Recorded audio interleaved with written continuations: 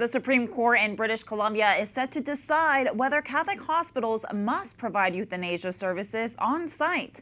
The case involves a terminally ill woman who sought physician-assisted suicide at a Catholic hospital in Vancouver.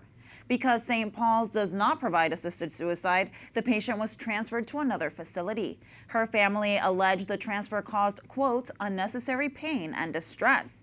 The conscience rights case is set to conclude early next month. A new report says Canada is now a world leader in organ transplants from deceased donors, amid a rise in the country's physician-assisted suicide program. The report was published recently in the Washington Examiner. It says a leading HHS official here in the U.S.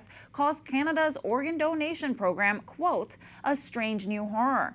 The story says demand from the millions of patients worldwide who need an organ transplant greatly outpaces supply. In the United States, an average of 13 people die every day waiting for an organ transplant. Deputy HHS Secretary Jim O'Neill told the Examiner in part, quote, we thought we'd seen all the possible horrors in America, and then Canada had this strange new horror that was really just shocking. For more, we turn to Calum Miller, a pro-life medical doctor and philosopher who follows the global fight for life. Calum, it's great to be with you today. Thank you so much for joining us. Thank you for having me on.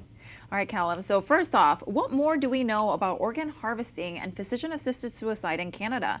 Do the numbers there support the HHS concerns that were voiced?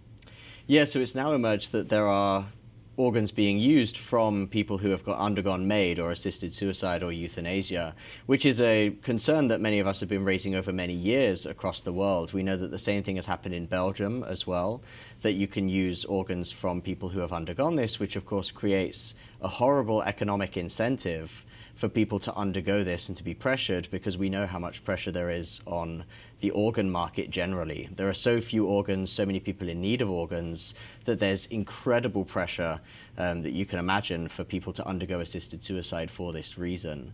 It kind of reminds me, a few years ago, there was even a discussion in the UK about creating sort of babies basically to harvest for organs. They called them savior siblings as a way of sort of romanticizing it, but it was actually a very, very dark, sinister idea that you would create human beings just to harvest organs from them. So this is something that's very troubling that's emerging from Canada, but it's not surprising given what we know of what Canada has been doing the last few years.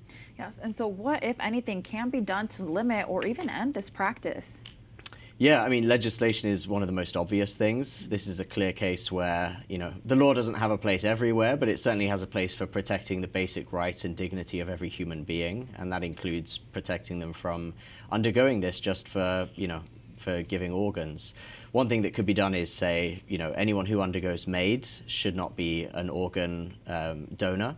I think that would be a helpful first step. But of course, the best thing is just to stop this entire system of MAID or euthanasia, which is basically killing the old and sick in Canada. I think it's not an abuse of MAID. It is fundamental to MAID and assisted suicide that our value is only dependent on our utility rather than our inherent dignity as human beings. And so this is not an abuse of MAID or a sort of exploitation of MAID. It is the logical endpoint of MAID, because it says you are here and to be kept alive as long as you are useful, and if you're more useful to us dead, then we'll kill you. That's ultimately what MAID is. There are so many other pro-life stories, and I hear you've been following one in Andorra, the country between France and Spain that attempts to legalize abortion even though one of its highest ranking officials is a bishop.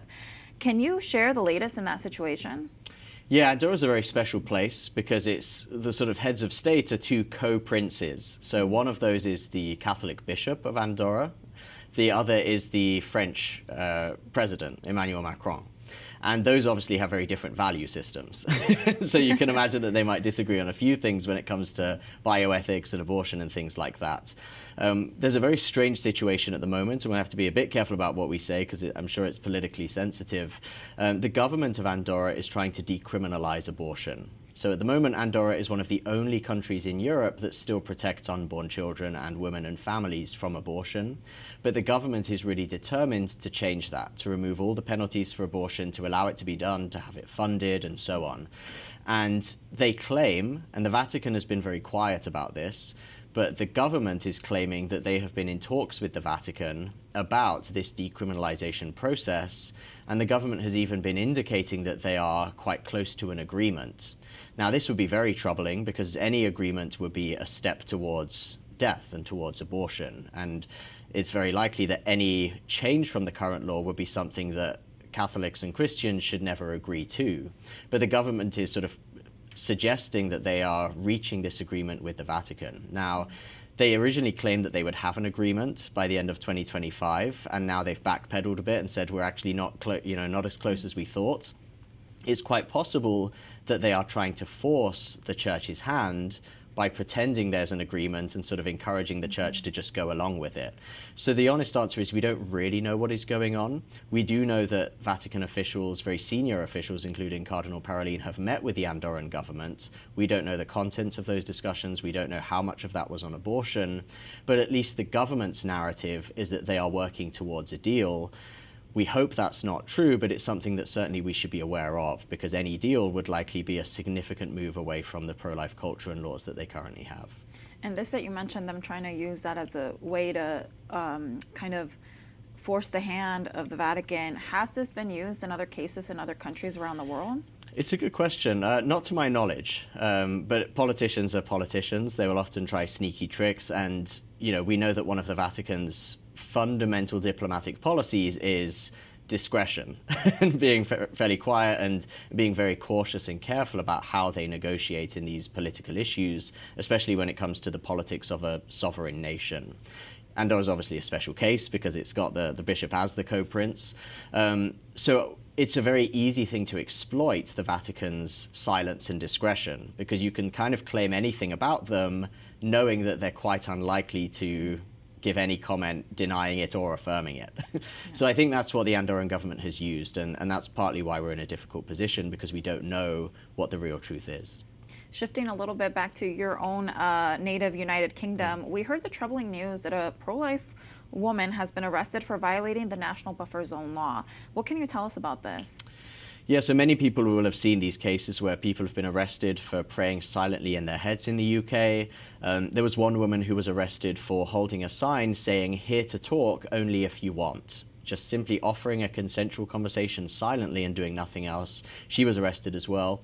Most of these arrests have been under local laws from the cities themselves that said no antisocial behavior in these zones. But in the last few months, the UK finally passed a national buffer zone that covers the whole country. And this is the first arrest under that national law. And so it is a significant moment that moves even more towards this kind of authoritarian regime that we've been seeing many people complain about all over the world. And now I know you've also been following stories in Costa Rica and the Dominican Republic. What news do you have to share from there? Yeah, the news generally over the last year in the pro-life space has been relatively good globally. Obviously, there have been difficult things we've spoken about, but around the world, in the last year, no countries have legalized abortion, which is pretty unprecedented. Costa Rica had a situation where they had put out some guidance that reinterpreted the law and sort of encouraged doctors to do abortions. And this, of course, caused significant problems in a country that is generally very Christian and pro-life. Now, the pro-life groups there complained to the government about this. They raised a lot of concerns, and it wasn't clear where it was going to go, because the general sentiment I understand from friends in Central America is that Costa Rica has had one of the more liberal, progressive-leaning governments in the region over the last decade or so.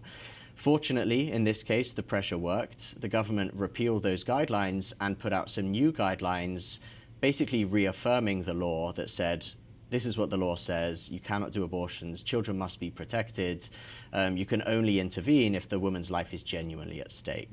And so that was a huge win, because it protected the law and its interpretation in a country that had been trending maybe in a different direction over the last decade. The Dominican Republic has had a big sort of push to change its penal code for many, many years, and it's kind of coming up in the news every few years that there's a new push for it because it's just been an ongoing drama for years and years and years. And part of the sort of concern about this penal code was the introduction of abortion for certain reasons. And finally, after many, many years, they finally approved the new penal code, and it retains all the protections that the unborn child had before. So abortion is still totally illegal in Dominican Republic. There's obviously medical exceptions if the woman's life is genuinely at risk, but on the whole, the unborn child is still fully protected, and they didn't make those exceptions that there had been a lot of pressure for them to do so. You might have seen a few years ago, the US government actually was alleged to have threatened Dominican lawmakers that if they didn't legalize abortion, they would have their visas removed. This was a big story a few years ago. And so that's the level of pressure that we're talking about, that these legislators of a sovereign nation were being threatened, but they held firm in the end, which is great news for the Dominican Republic. Well, Calum, thank you so much for being with us today, and it's always a pleasure to have you. Thank you so much.